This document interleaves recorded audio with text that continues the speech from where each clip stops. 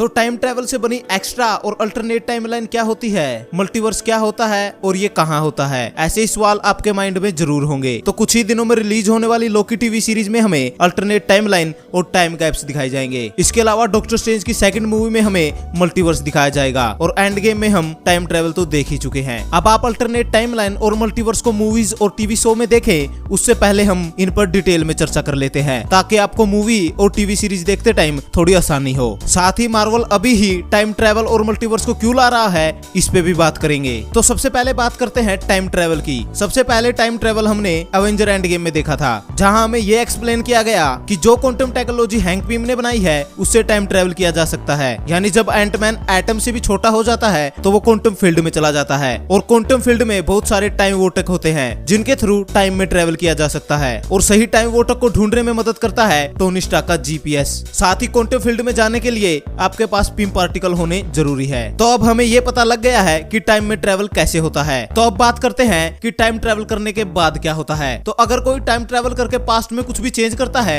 तो जैसे ही वो कुछ चेंज करेगा वहाँ एक अल्टरनेट टाइमलाइन बन जाएगी। फॉर एग्जाम्पल, अगर आप 2021 से ट्रेवल करके 2010 में जाते हैं और वहाँ अपने एनिमी को मार देते हैं तो इससे आपको कोई फायदा नहीं होगा, क्योंकि जैसे ही आप अपने दुश्मन को मार देंगे वहाँ एक अल्टरनेट टाइमलाइन बन जाएगी जिस टाइमलाइन में आपका दुश्मन मर चुका है। यानी यहाँ अगर किसी को फायदा हुआ तो वो आपके 2010 वाले वर्जन को हुआ, क्योंकि आपने उसके एनिमी को मार दिया। और आप जैसे ही 2021 में आएंगे तो आपका एनिमी अभी भी जिंदा होगा, क्योंकि ओरिजिनल टाइमलाइन में कुछ भी चेंज नहीं हुआ। तो अब यही सेम चीज लोकी के साथ एवेंजर एंड गेम में हुई, क्योंकि टोनी स्टार्क और स्कॉट लैंग की वजह से लोकी टेसरेक्ट लेके भाग जाता है और जैसे ही लोकी वहाँ से भागता है वहाँ एक अल्टरनेट टाइमलाइन बन जाती है जिस टाइमलाइन में लोकी थोर के साथ एसगार्ड नहीं गया। लेकिन इसका ओरिजिनल रियलिटी पे कोई फर्क नहीं पड़ता, इसलिए जब अवेंजर्स वापस 2023 में आते हैं तो वहाँ लोकी अभी भी मरा होता है। तो ओवरऑल अगर कोई पास्ट में कुछ भी चेंज करता है तो वहाँ एक अल्टरनेट टाइमलाइन बन जाती है जिसका ओरिजिनल टाइमलाइन पे कोई फर्क नहीं पड़ता।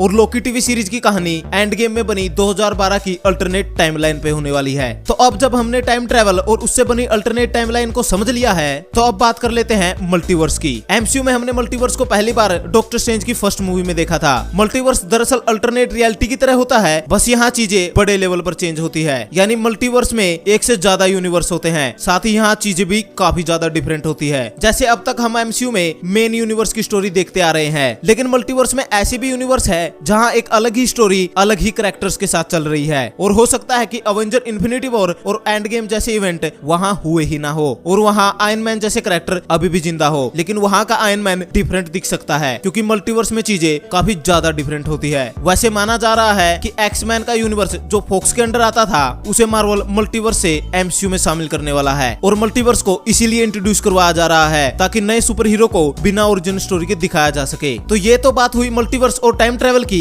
अब बात कर लेते हैं कि आखिर मार्वल इन सब को अभी क्यों दिखा रहा है। तो जब एवेंजर एंड गेम में मार्वल ने टाइम ट्रेवल को इंट्रोड्यूस करवाया तो कई फैन इस बात से ऑफेंड हो गए कि मार्वल ने टाइम ट्रेवल को मजाक में दिखाया। साथ ही कैप्टन का पास्ट में रुक जाना और नई शील्ड लेकर वापस आना ये काफी ज्यादा कंफ्यूजिंग था और इन्हीं बातों को ध्यान में रखते हुए मार्वल अपने नेक्स्ट प्रोजेक्ट्स में टाइम ट्रेवल और उससे बनी अल्टरनेट टाइमलाइन और मल्टीवर्स को एक्सप्लेन करेगा, जिससे एमसीयू के साइड कैरेक्टर को भी प्रॉपर स्टोरी मिलेगी और एमसीयू के यूनिवर्स को और डेप्थ मिलेगी। अब यहाँ एक दूसरा रीजन भी है जो है कैरेक्टर राइट्स। कुछ साल पहले तक मार्वल के पास अपने सारे कैरेक्टर्स के राइट नहीं थे, लेकिन अगर आपके सिर पे डिज्नी का हाथ हो तो चिंता काहे को, अब मार्वल के पास ऑलमोस्ट सारे कैरेक्टर्स के राइट वापस आ चुके हैं। लेकिन यहाँ एक और प्रॉब्लम है जो है इनकी ओरिजिन स्टोरी और एमसीयू में इनको इंट्रोड्यूस करवाना, क्योंकि Wolverine, Deadpool, fantastic four, doctor Doom और गैलेक्टर जैसे कैरेक्टर्स की ओरिजिन हम पहले ही देख चुके हैं, लेकिन फिर भी इन कैरेक्टर्स को एमसीयू में बिना ओरिजिन स्टोरी के इंट्रोड्यूस नहीं किया जा सकता और ना ही इनको एमसीयू के मेन यूनिवर्स में दिखाया जा सकता है। तो यहाँ मल्टीवर्स काम आएगा